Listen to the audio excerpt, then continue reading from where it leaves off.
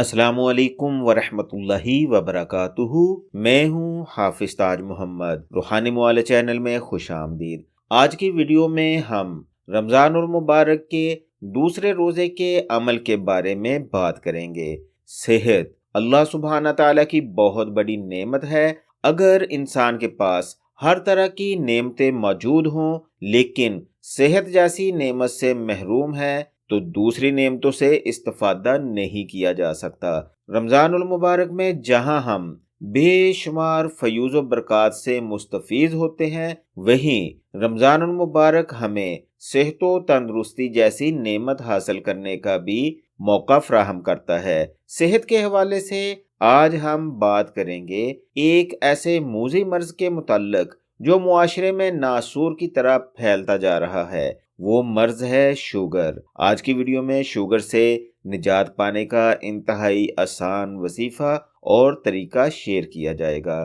بتائے گئے طریقے کے مطابق عمل کیا جائے تو نہ صرف شوگر جیسے مرض سے نجات ملے گی بلکہ گناہوں کی بخشش بھی ہوگی، اور اس وظیفہ کی بدولت اللہ سبحانہ تعالیٰ کی خاص رحمتیں بھی حاصل ہوں گی۔ وظیفہ کا طریقہ ملاحظہ فرما لیں۔ اس وظیفہ کو رمضان المبارک کے دوسرے روزے میں کیا جائے گا۔ وظیفہ کے متعلق چند ضروری باتیں ملاحظہ فرما لیں۔ پنجگانہ نماز کا اہتمام کریں۔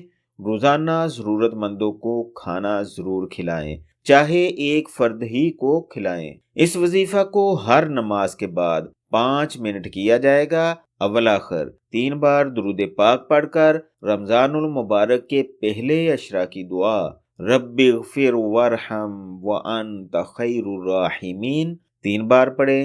سورۃ فاتحہ 3 بار، سورۃ اخلاص 3 بار، سلام قولا من رب الرحیم 21 بار ورد کریں۔ عمل شروع کرنے سے پہلے اپنے پاس ایک پانی کی بوتل رکھیں جس پر عمل پڑھنے کے بعد دم کیا جائے گا، اور اس پانی کو روزانہ 3 بار بسم اللہ الرحمن الرحیم پڑھ کر پیتے رہنا ہے۔ اب آپ نے اپنے ہاتھوں کو ایسے کرتے ہوئے بلا تعداد یا شافی یا اللہ کا ورد 3 منٹ تک کرنا ہے۔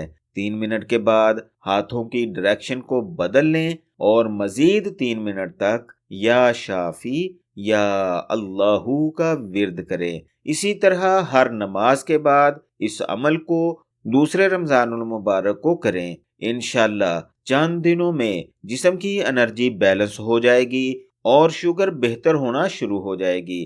اگر آپ شوگر کی میڈیسن کا استعمال کرتے ہیں تو وہ بھی ساتھ ساتھ کرتے رہیں۔ جب شوگر بہتر ہونا شروع ہو جائے تو آہستہ آہستہ میڈیسن کو چھوڑا جا سکتا ہے۔ اللہ سبحانہ تعالیٰ سے دعا ہے کہ رمضان المبارک کے دوسرے دن کا یہ وظیفہ آپ کے لیے مفید ثابت ہو، اور اس مبارک مہینے میں زیادہ سے زیادہ عبادت کریں اور اللہ سبحانہ تعالیٰ کی رحمت اور مغفرت کے طلبگار رہیں۔ ملتے ہیں اگلی ویڈیو میں، تب تک کے لیے اجازت چاہتا ہوں۔ اپنا ارد گرد کے لوگوں، اپنی فیملی اور خود سے جڑے ہوئے مخلص افراد کا ہمیشہ خیال رکھیں۔ سدا کی سلامتی ہو۔ اللہ حافظ۔